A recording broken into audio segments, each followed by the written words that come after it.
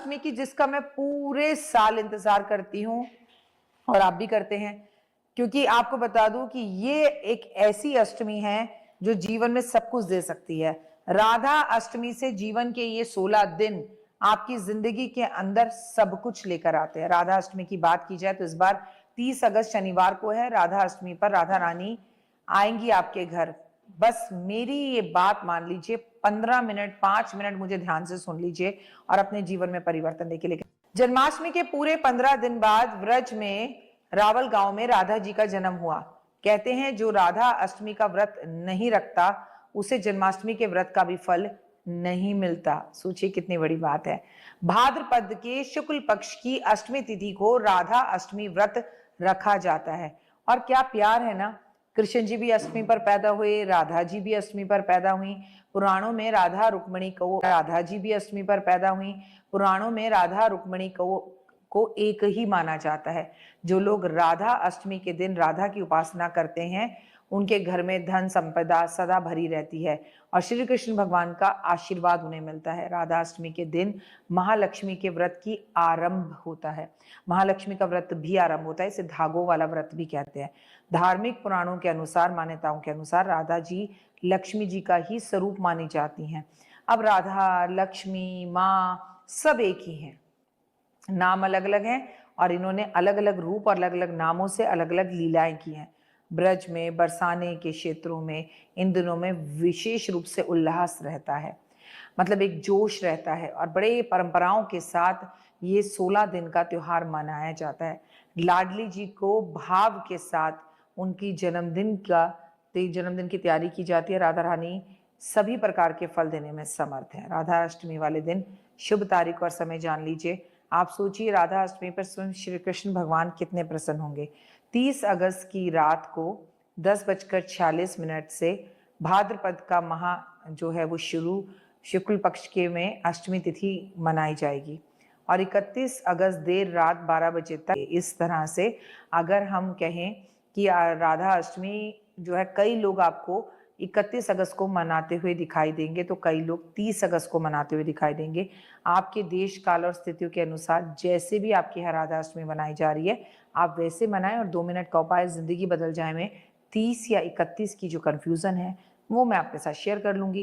राधा अष्टमी की पूजा पर आप ध्यान दें। राधा अष्टमी के दिन प्रातःकाल सुबह जल्दी उठे, स्नान आदि जब करें तो आप नहाने के पानी में गुलाब जल जरूर मिलाएं, शुद्ध इत्र मिलाएं, शुद्ध वस्त्र धारण करें। आप अगर बहुत अच्छा गुलाबी या पीले रंग के वस्त्र धारण करें, घर के मंदिर में पंचरंगा चूर्ण अपने हाथों से मंडप बनाएं। मंडप के भीतर कमल यंत्र स्थापित करें। कमल के बीचों बीच आसन में श्री कृष्ण और राधा रानी का जोड़ा या उनकी मूर्ति जरूर रखें या तस्वीर रखें। और अगर आपके घर में सब कुछ पहले से ही है तो कुछ बनाने की जरूरत ही नहीं है, क्योंकि हर साल तो आती है राधा अष्टमी और हर साल हम पूजा करते हैं।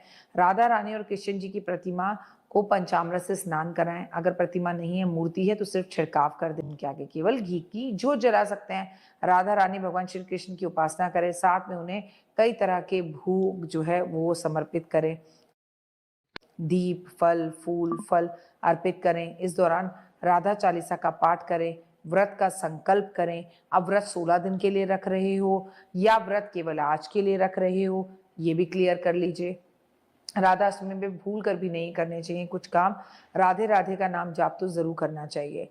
राधा अष्टमी के दिन आपको बहुत सारी बातों का ध्यान भी रखना चाहिए जिससे आपको कोई भी नकारात्मक चीज ना हो। ये कोई खास बात नहीं है, हर व्रत में हम इन्हीं बातों का ध्यान रखते हैं। इस दिन हमें तामसिक भोजन नहीं करना चाहिए, जैसे मांस मच्छी।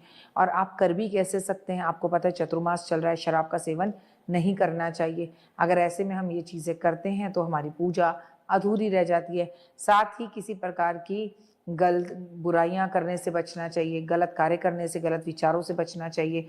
जो लोग झूठे हैं, झूठ बोलते हैं, छल कपट करते हैं, दूसरों का अपमान करते हैं, उनसे दूर रहना चाहिए। क्योंकि किसी का कोई अपमान कर रहा है और अगर आप वो सुन रहे हैं तो आप भी उतने ही पापी हैं। इसके अलावा दिन में सोना नहीं चाहिए, घर में आपको गंदा नहीं रखना चाहिए, भूल कर भी आपको बड़े बुजुर्गों का अपमान नहीं करना चाहिए। राधा अष्टमी पर क्या करें, राधा कृष्ण की पूजा करें, राधा कृष्ण का दर्शन करें, राधा रानी श्री भगवान की पूजा कर कर उन्हें मक्खन मिश्री का भोग लगाएं, राधा रानी को फूलों, गुलाब के फूलों की माला अर्पण करें।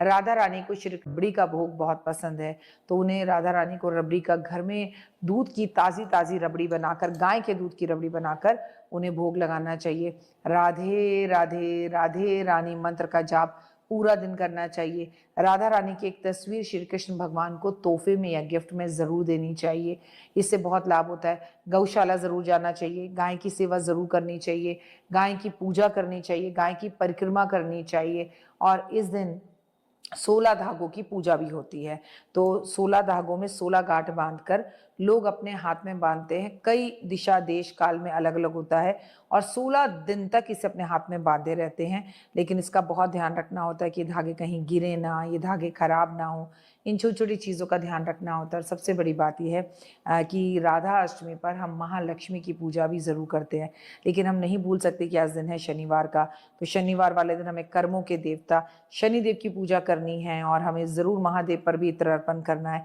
आज के दिन हमें 16 धागे 16 गांठ बांधकर पीपल के पेड़ पर बांध कर आने चाहिए, क्योंकि दिन शनिवार का है और अगर हम शनिवार ऐसा करते हैं तो वो 16 धागे सीधा हम भगवान विष्णु और लक्ष्मी को बांध रहे हैं। ऐसा करने से भगवान विष्णु और लक्ष्मी की असीम कृपा हम पर बनेगी, वो सीधा हमारे घर आएंगे और जीवन में मुस्कान आएगी। कि राधा अष्टमी से 16 धागों की ये जो पूजा होती है, इसमें ज़मीन पर सोया जाता है, एक चौकी ले ली जाती है जिसपे माँ लक्ष्मी और राधा रानी को स्थापित कर दिया जाता है, साथ में होते हैं भगवान विष्णु। और 16 दिन तक एक समय का भोजन किया जाता है, ज़मीन पे सोया जाता है। किसी रोज़ 16 धागे की कहानी पढ़ते हैं, रोज़ सुबह शाम दिया जलाते हैं और बेरी के पेड़ पर जाकर बेसन का आटा गूंद कर उसकी छोटी छोटी गोलियां लगाकर आते हैं। ऐसे में इन 16 दिन में एक अपने पास मिट्टी का घोड़ा भी जरूर रखते हैं और उस मिट्टी के घोड़े को घास खिलाते हैं। और सही में आपके घर के आसपास कहीं पर घोड़ा हो तो आप उस घोड़े के पास जाकर उसे भी चने की दाल खिला सकते हैं या चने खिला सकते हैं। और ऐसा करने के बाद 16 दिन बाद जो अष्टमी आएगी, महालक्ष्मी पूजा होगी और मैं आपको बता दूं वो पितृपक्ष में होगी, उसमें ये व्रत खुलेगा। बहुत ज़बरदस्त व्रत है, कई लोग इस व्रत को करते हैं और कई लोग ऐसा कहते हैं कि जो महिला इस 16 दिन के व्रत को कर लेती है, 7 पुश्तों की उसकी जो गरीबी है वो उसके घर से बाहर निकल जाती है। अगर आप 7 दिन ना भी कर सकें तो राधा अष्टमी के पर राधा रानी की पूजा पाठ, आराधना, अर्चना, श्रृंगार, चुन्नी, बांसुरी, मिठाई, भोग अर्पण जरूर करें। किसी भी राधा रानी के मंदिर में झूला जरूर लगाएं जिसमें राधा और कृष्ण रात में झूला झूलेंगे। बहुत खूबसूरत ये उपाय करें। फिलहाल के लिए